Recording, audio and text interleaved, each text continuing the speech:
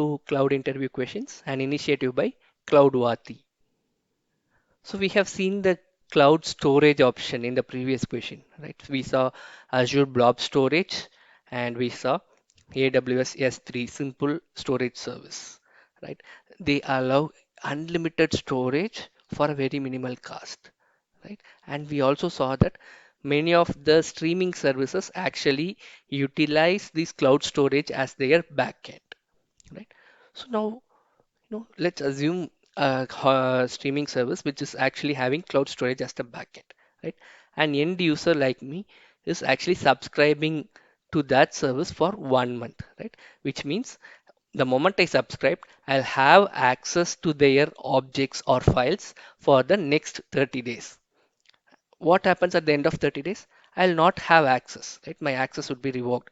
It doesn't mean that file is actually getting deleted in the backend. It just meant that file is still present.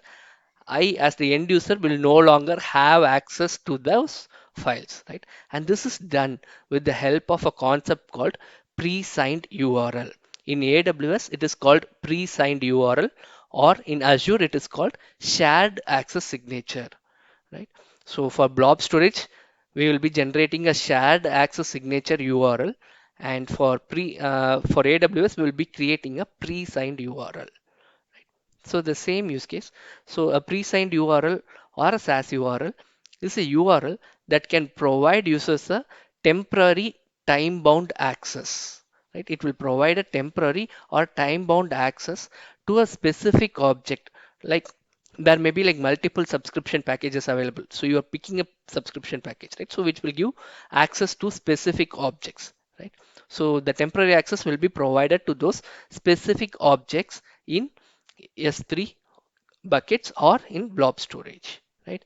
And by using the URL, the end user, either they will be reading the objects, as in case of streaming services, we will be the end user, we will be just able to view the movies, right? We will not be able to go and modify anything.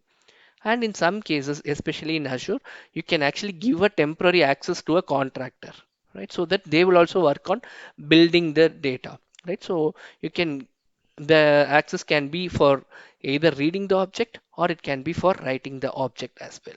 And a pre-signed URL in AWS can be generated only with the help of AWS CLI, but a shared access signature in Azure can be generated with the help of your portal itself. So using UI or using portal web app or a desktop storage explorer console app, you can generate a shared access signature using the UI itself.